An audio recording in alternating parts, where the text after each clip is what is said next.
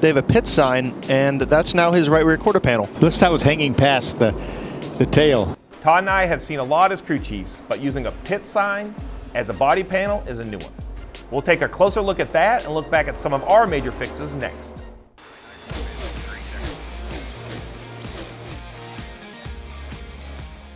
Welcome into a new episode of NASCAR Inside the Race presented by Consumer Cellular. Todd, Dover for me had everything from creative repair in the ARCA race to a great battle between two youngsters at the front of the Xfinity Series race to a battle between two heavyweights on Sunday, Kyle Larson and Denny Hamlin. What were your thoughts? I thought it was an exceptional racing weekend at Dover, and I thought it was exceptional that how wide the racetrack got. We got some long green flag runs, blackened up the racetrack. Heck, at the end of the race, Kyle Larson's running within a car length of the wall.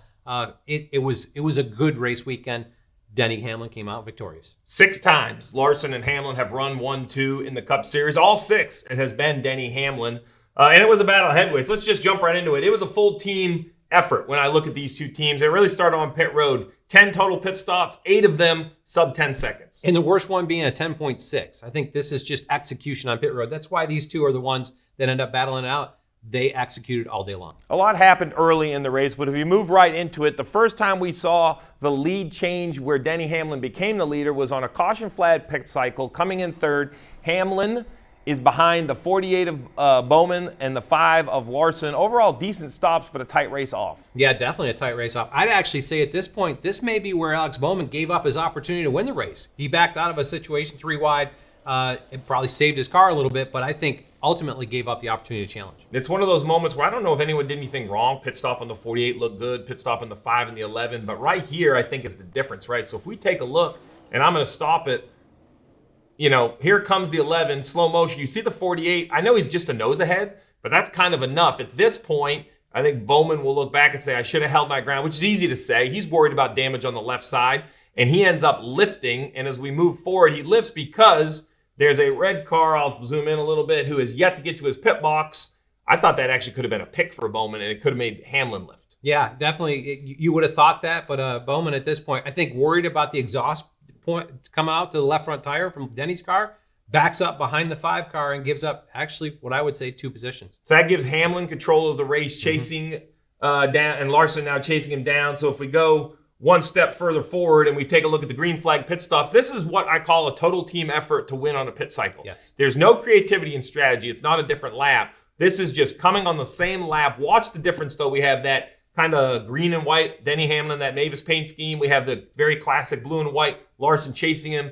2 different approaches to pit road. Yeah, Larson uses the banking farther around the corner, gets right to Denny's bumper here as he comes to pit road, puts himself in position, and then his team executes a faster pit stop on the last stop. Yeah, what actually was a 4 or 5 car length lead closed into about 0, and you mentioned it. Pit stops were all very, very good. Well, this was the money stop for Kyle Larson, like 9.1 or 2 seconds. And something we caught, and I want to show you, we talk about pit stops all the time and speed and different nuances, small things. I want to watch the jackman. Right here, this is what caught my eye. Look at the jackman. One hand on the jack. It looks like there's been a mistake, like he's slinging the jack around. But you and I dug into it. This isn't a mistake at all. Yeah, this is not. And this is the detail that these pit coaches go to in developing this. He saved himself a step. If you back up to where he's on the right side, he doesn't have to step behind the jack. He just turns around when he hangs the tire, grabs it with his... So this is them at the front of the car. Yes. Just to bring everyone's attention to it. So I'm going to play forward and tell me what he's doing. He'll reach back with his right hand, which actually turns the handle, drops the jack. This saves him a step. His left foot's already back at the left front tire as he comes around, gets him a step ahead. As he swings that jack, the momentum of the jack is what tightens the handle back up. It's actually pretty brilliant, but it's risky. This is a pretty athletic move, right? So he swings this up into his left hand, grabs the jack, around he goes, and really well done. The reason we stopped is because this stop ended up being faster. Now remember, the 11 had fast stops all day long, so this isn't the difference, but it is done differently. Let's watch this jackman. Same thing. He's up here. He's hanging this tire on the front of the car, and he's going to make a transition back to the jack. And the biggest thing is watch his left foot comes back behind the jack here. So he's a step farther back than the guy on the 5 car. Now, this is a traditional grab of the jack, and many teams do this on pit road. I just think it's 2 different ways of going around it. And I actually like this one as a conservative coach. I like to have 2 hands on the jack, but obviously it worked for the 5 car because he leapfrogs the 11 here. So now control of the race has gone back to Kyle Larson. Now the 5 car controls the race. the lead has to switch back. So that's what we'll go to. Now it comes down to restarts, right? So this is why I love Dover. Let's talk even more bigger picture. You have to have everything. Good car, good restarts. You have to be smart with your setup, not just be fast. Tire wear was an issue. Kind of had everything. It has a balance between mechanical grip and aero position. We're going to get into aero later, but you kind of have to have it all. And restarts in the end is what cost Kyle Larson the chance to win this race. And you talk about it, and he talked about it afterwards. He said he went deep in the zone. He waited late. Martin Truex kind of anticipated, gave him a little bump. He didn't get the launch he needed to get himself in a position to keep the lead. So, restart zone right here. I'll play it forward. I think it's best on real speed. You see right here, he waits, Little bump. goes. Yeah, a little bump, a big, move of the back. It doesn't look like much, but what it matters is at the end of the straightaway. So now let's see, as they go down into the corner, we'll freeze it right here. This is a good reference because we're going to look at the next pit stop or next restart. There's the pit exit line. Yeah, so now let's just kind of take a look at this. You have the 5 car. And really, he's side by side, but really he wants to be about here. And if you look at it, really the arc that leader wants to come is from this line up here. He wants to work his way down to the bottom over here and cross in front of the 11 car. He just didn't get the jump to be able to do that. And Denny, I think you overdrive it just a little just to make sure the guy can't turn to the bottom, and he just wraps the bottom of the racetrack and clears the 5. A yellow comes out, but it wouldn't have mattered. I have the 11 of Denny Hamlin clean. That right there was the pass for the win. Right, that is the win of the race. Yeah, it definitely is. And it's just a situation of getting that launch, coming to the restart zone. There was a lot of communication. Caution comes out, as you see back here. That's the 23 that spun up top. That's a caution here. They get another restart. And there's a lot of conversation between Chris Gapehart and Denny Hamlin about, okay, you just beat him from the bottom. Where do you want to pick? Because now you control the restart. So I like the top. I liked it for clean racetrack. The natural racing grooves, usually a little higher next to the wall. I like the cleaner racetrack. I think you accelerate. You brought up elevation. I didn't really think of that until you brought it up. The restart zone from the bottom lane, you're driving up the hill, up on the straightaway, where the top lane has a little more elevation to it. I think both of those pieces play in here. And as we watch it, Denny kind of goes middle of the zone here, but look at the run he gets down the front straightaway. Yeah, and the big difference is we showed where Kyle Larson was trying to get to. So we'll pause it right here, kind of the same place. You see once again, here's the pit line. And you see the difference, right? The 11 clear of the 5. He's heading to the bottom of the racetrack, and that's really the difference. Once he gets to the bottom, actually the 19's to the outside of the 5. That's the best thing that could happen. At that point, it's kind of at least control of the race to the 11, but of course it doesn't end there again, right? He still has to defend over the closing laps. And the one thing that I think, this happens all day long, but you see this. Kyle Larson actually is wrapping the bottom. Denny's coming down. But as he comes forward, when you get to this point right here, Denny crosses the wake. Oh, yeah. You mean right here. Like he comes back and shuts the bottom off. Yes, he shuts the bottom off. And you can see the 5 actually loses momentum to the 19 here because he gets tight. It's just one of those situations. When you're clear of the car, you can drive where you need to put them in your way. Well, you're foreshadowing because that's the last 5 laps. We can look on the onboard or look at the race coverage. We'll start with the race coverage. A lot has been talked about this. I've heard this new, air blocking. So I'm a little baffled at why people are so surprised by this. This has been happening at least recently. Now, the difference is 15 years ago, I think that Kyle Larson would get out furious at Denny Hamlin that this was unacceptable style of racing, or you keep changing your lane. You, quote, took my lane away. And that's what we used to call it, was people taking their lane away. They weren't taking the lane away. They were driving the dirty air back to them. But we changed what we call it, but it's happened for years. It's just part of the racing craft and where you are today. So I actually don't believe it's a huge evolution of this car aerodynamically, because I think the old car, it's a little different because the air behind the car is much more condensed, and I think you could steer it around as the lead car. The big difference for me is the information. The driver now, instead of having to literally look up into the mirror, he can put that rear view camera somewhere on the dash, where you can kind of look out the window. It's kind of almost a heads-up display. We've all driven down the interstate and see our speed in the windshield. Well, if you put your dash in the right location or the readout to that camera in the right location, it's almost a heads-up display. Yeah, it is. And that's one piece of it, being not a mirror, but being a display. A lot of guys move that over to the left in the A-post area so that you're looking around the corner with that in your peripheral. But I don't feel like this car, I feel like this car actually is better about dirty air than the old car was. The old car, if you could go to the bottom and shut it off, if a guy went up top, the wake to the right of the car was so bad they couldn't go to your right. So this is just kind of where racing has evolved to, and Denny does a good job. Enters in the middle, Kyle's going to the top, he slides up in front of him about every time. He has Kyle in control. And that's hey, 10 laps to go. I expect my driver to do that. And I think when we talk about preparing for races, this is something that Kyle's going to review and decide if he could have or couldn't have done something different, or maybe he needed his car to do something different, to be on the offensive or get to the bottom. But while it was a great battle between Larson and Hamlin, they weren't really the only two great cars at Dover. There was a couple other cars I thought were really, really good. We're going to talk about how good they were and just where it went wrong for Truex and Byron next. Hey guys, I'm Corey the Joy Driver, the number 7 car, joined my buddy Ryan Flores. Every week we stack some pennies. Talk about NASCAR Cup Series right out of my windshield. Plus, we'll give out the dogs of the week for the best pit crews and pit crew guys from the weekend. We'll break down all the money stops, all the woes, get into some technical issues, and we'll also answer all of your hashtag Penny for Your Thoughts questions. And we have a ton of guests. Sometimes SVG pops by, we got Raja, we have all sorts of guys. You never know who's going to pop in the Nonsense Garage, but make sure you tune in. SiriusXM on Tuesdays, YouTube on Wednesdays, wherever you find your podcast on Wednesdays as well. Come stack pennies with us. Two cars that battled early. No surprise, Martin Truex Jr., kind of Mr. Dover himself, won this race a year ago, always runs well there. And William Byron, who I'd call like Mr. 2024. It seems like every track we go to, he's up front. Both had issues. The 24 ends up getting caught in a wreck, but their issues kind of started on pit road. I think we start with the 24 Byron. Yeah. Let's break this one down. Kind of a unique situation here. Green flag stop here. The jack spits out from underneath the car, and really, we need to dig deeper into that. Right side looks good and clean.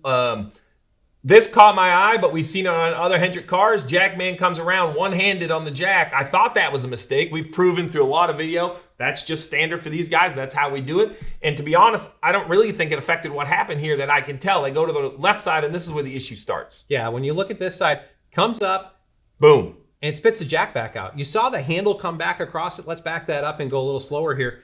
Maybe dig a little bit deeper into it. But as you see this car come up, he sets the jack here, gets back on the handle, goes down, and you're going to see the handle come up like it would normally. It should be up here. Oh, man, that's hard to see. Yep. So as that comes down. So right now the car's jacked up. The front tires has been removed. And actually both tires are coming out. The worst case scenario for jack coming out because it sits down on the blocks at that point. The handle comes up, and then you'll see actually down here, the jack is right here.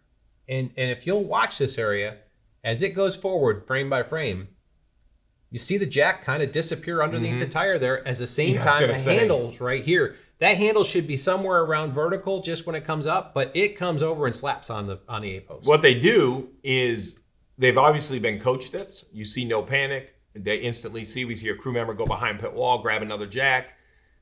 I mean, it's obvious they know what they're trying to do. The tire carrier jacks it up a little bit. So let's back this up. So now there's a second jack, and he's jacking up, and basically there's a raised area there behind the left front tire where air comes back out of there, where the floor isn't all the way down the ground. He's jacking on that point just to get up high enough to get the jack underneath the jack post. Yeah, so we have another look at it. I'm not sure it's a whole lot different, but we leave the right side. Jackman comes around. I do think we can see the handle of the jack a little easier on this one. So let's start.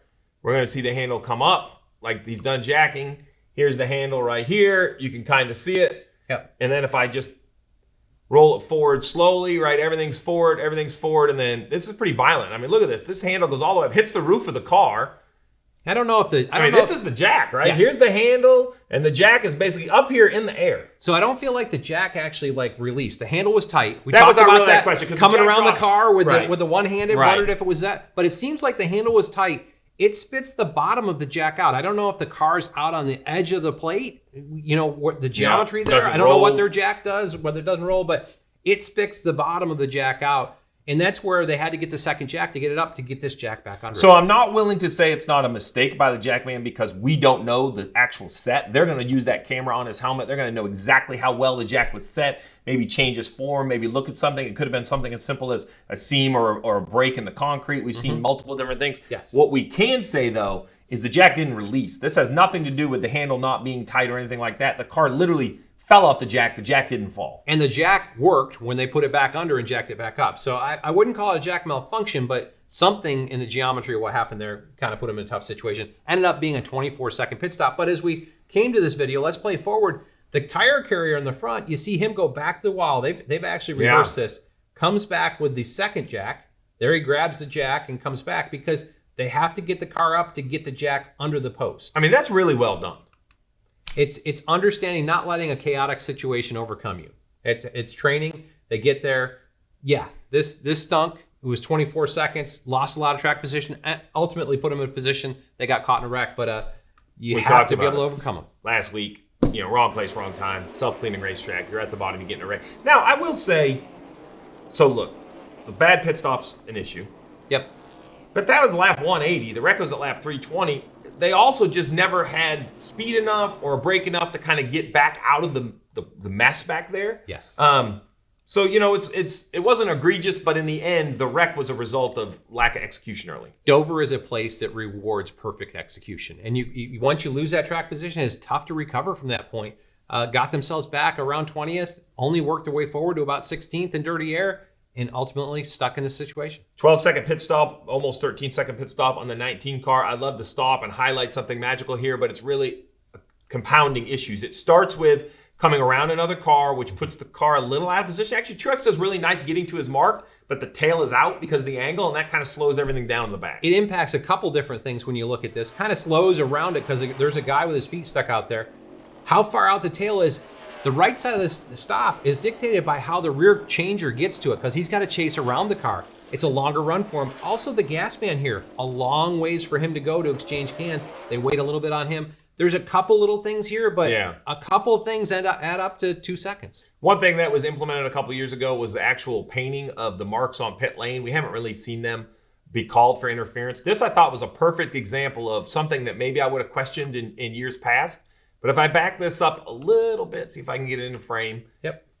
So you're going to see right here, well, let me find a better shot of it. Yeah, I think so you have to get rolls wider. around, you see him. There we go. Right there. This line right here. That's the kind of boundary when you've got people of interference. And Martin does a good job of staying outside of it, but that leaves the tail hung out and keeps him clear of the changer on the 77 car. So Martin stays out of interfering the stop behind him by being outside the line, and the tire changer had, in my opinion, every right to control this space here. It's in his pit box. So I thought that was a great way that, as a viewer, I knew that this is what it should look like. It's still costing the 19 speed, but the other team has just as much of a right to be in that pit box. Yeah, it's kind of how it works. And through green flag cycles, we a lot of times try to call this where a guy's not there. The cycle happened and you wanted to react to it. James Small called him to pit road. This shocks me. I had no idea there was this much damage on this car. So, we see the splitter. I'm going to kind of draw on it. This is the leading edge.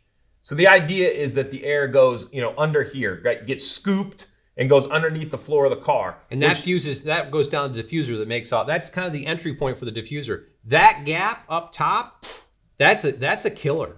That's a major loss of performance there, letting that air kind of work on top of the splitter. Yeah. Major damage to the 19, and it happened on a restart right here. Easy to judge, but you're trying to get a good jump on the restart, runs into the back of the 48. This car ran third with that much nose damage. That shocks me. Best car of the day. Yeah, I feel like if it doesn't have that damage, he goes back up and drives by both the 5 and 11 car. I did feel like on the long run, Martin Truex was the best car here. And that damage, I think, to finish third with that damage speaks for how good they were. You mentioned long run. I want to talk about Dover and how it ran. We saw the same strategy by 2 different cars pay off in one segment, didn't pay off in the other. The best way to look at this, I think, is the line graph. So what we see here is we're going to look at the 31 of Daniel Heinrich, who ends up running inside the top 10, the 7 of Corey LaJoie, who doesn't. The first thing I want to focus on is basically this right here. This is stage 2, between those yellow lines. And you see the Corey LaJoie line go up, leads for a while, and then falls back down. So it was well documented on the broadcast. Green flag pit stops, the 7 stays out. When we talk strategy, 99% of the time, we are talking positions. But when we start talking about other cars, specifically the 7, it's about laps. So let's just discuss the situation. He is nearly a lap down. You know, he's on the lead lap, but he's nearly a lap down. Yeah. They're going to assume, and I think this is a fair assumption, that if this runs green and they pit with the leader will lap them. They're going to finish stage 2 a lap down. Yes. Ryan Sparks says, I got to find a lap, not a position, a lap. I stay on the racetrack.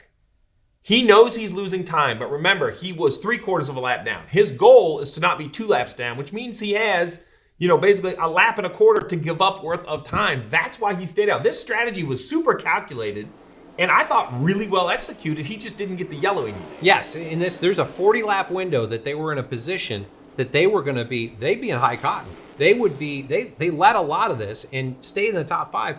If they get a caution anywhere in that 40-lap window, they come to pit road in the top 5, and everybody comes with them. I think this is what would flip the race around for them. They just didn't get the caution. Now, part of this, it's not just a hope and a prayer, it's a calculation. Yes. And he gets to the point, as you talked about, he's going to go as long as he can and end up not ending up 2 laps down. They did end up just on the tail end, just past it. May have been a little slow stop, may have been a couple laps long, but there's a definite method to the madness here. This is part of what it takes to run at 20th. And you talked earlier about using the clock. That's right. Looking at the racetrack as a clock. This is racing the hours, not the minutes. Yeah, you have to look at every lap of the clock, and that's what this team did. I agree, maybe a little bit too risky, got a couple laps down, new tires, he unlapped himself. That matters because now, if we look forward and we say the final stage, now Corey didn't really have this option because once you burn this strategy, they stayed out. It's a long story, but they had to actually come, I think, short in the final stage, Yeah, right? as you see, there's no pit right here for the 7 car because he Right. had to take the wave around to get back on the on the lead lap. So now the 31, who is the same opinion, he goes, I am going to finish this race laps down if this just cycles through, or at least a lap down. So I'm going to stay out long. Now, for the good thing for the 31 is he didn't have to, the worst thing for the 7 cars, you have to sit there as a crew chief lap after lap hoping for a yellow. Now, for the 31, it paid off pretty quickly, right? The leader's pit. It just was a like couple 7 laps Yeah. later. And he gets this caution. This right here, caution comes. He can pit under the yellow. That puts him inside the top 10. And the beauty then is he done. Now, look, that game track position, Hemrick then did a very nice job finishing the race off inside the top 10. So he had good enough speed to be here. He just couldn't get there. Yeah, as you looked at it, he had the top. He had the 9th place car a lap down. That was Ryan Blaney at that point. So he comes to pit road as one of 8 cars. Noah Gragson, Daniel Hemrick both did this. Both came out with top 10s at the end of the day. Well, it was a full weekend of racing, a great Xfinity Series race, but also a great ARCA race. We saw some creative car repair. We're going to break that down next. I'm Ryan Flores. Join Kim Kuhn and myself each and every week at Around the Track. We'll get you ready for the upcoming race weekends from short tracks to the Cup Series, whether you'll be attending in person or watching from home. Coming your way each week is the best bets to win some easy money and driver suggestions to help pump up your fantasy lineups. Around the Track also tells you what to watch for in the NASCAR Regional Series and which young phenom drivers to keep your eye on. Plus, our At Traction segment gives you all of the fan activities, concerts, and tailgating fun at the track. Be sure to check out Around the Track each and every Wednesday on NASCAR's YouTube channel. All right, we talked about it. Creative repairs, the ARCA race. It was actually a really good race. Friday in Dover. Let's talk about this. The 82. This is Carson Qualple, who also ran the Xfinity race. He was part Just of that about great won finish. it. Just about won. He has a tire, I think, a flat right front. He's slowed down into the corner. Contact on the right rear by the 6, who does a nice job not running him completely over. But it just tears the right rear quarter panel off. Well, you and I both know how sensitive that is for aerodynamics. So then the team has to find a way to repair this. They fill it with the pit sign. Yeah, if you look at it, that's a big void for a place that makes a lot of side force, but they come to pit road. I like this. They come and you look at it, they bring the aluminum pit sign out and just start taping and riveting and end up making a really fairly clean repair here. Now, maybe I would ask myself why we had to use the pit sign and not a piece of aluminum, but I love the creativity. It's the 28, not the 82. Or it's upside down. Yeah, that's right. So we have to cover the numbers. Well, to come back to run third. So the fix worked. Now remember, so in ARCA, it's a little different. In NASCAR, you can't add parts and pieces. In ARCA, it's basically up to the officials, which I think is great, right? At the Cup Series, it was getting carried away with new noses, new sides. The carts that we carried. Well, here, I'm going to show with yours. Parts. Let's start with you. You want to talk about, this is 2015. Teammates, right? Yeah, teammates. I think you went to the... Oh, no, this is you, right? Oh, yeah, it is. This was Bristol spring race. Just coming into it, I think we were starting to see some wet weather at that point, but trying to be the one leading, coming to it, knocked the radiator. This did some damage here, but it also got, and you see the rain. Yeah, we've got it under cover, but knocked the radiator out of it as well. So rather than, and at this point, we just had a whole front clip. We had that already set up. It would clamp onto the sway bar tube. We had the points at the back. We came to the garage, put this back on. Actually got a lap back once we put this back together. Car raced pretty well. Well, so and that's really kind of why NASCAR changed the rules to eliminate all this crash. The car does look good. I'll give you credit. Ours, same track. We're going to see a lot of these at Bristol. I'm not going to say it looks quite as good. I was crew chief in Dale Jr. at the time. 4 and the 11 get together. Not the first and only time in their career. We come in, and it really doesn't hit very hard, but it peels the left side open, takes all the crash foam out. So we had to go behind pit wall because we had to put the foam back in the door. It was required. And because the door was all mangled, we basically just put a little homemade repair to it, put a piece of aluminum, a little quarter panel, and then duct tape the 88 to it. That's as good as I could get for creative repairs. Well, but this is what we used to do. But to the point, we had quarter panels, we had sides, we had fenders, we had front clips, we had rear clips. We had a ton of stuff. And NASCAR is like, we don't need to be doing this. And a lot of these led to the debris cautions because these panels would blow back off. That's a pretty clean repair. Well, that's one advantage of. Listen, I'm not great with tape, but I can make 2 8s. Yeah, definitely. So different to see it and brought back some old school memories. I really like them putting that flat on the ARCA car. And they even left the back out a little bit farther, a little extra side force to end the race. It was great racing at Dover, really in all 3 series. I think the great racing will continue at Kansas when the series heads west Sunday, 3 p.m. on FS1.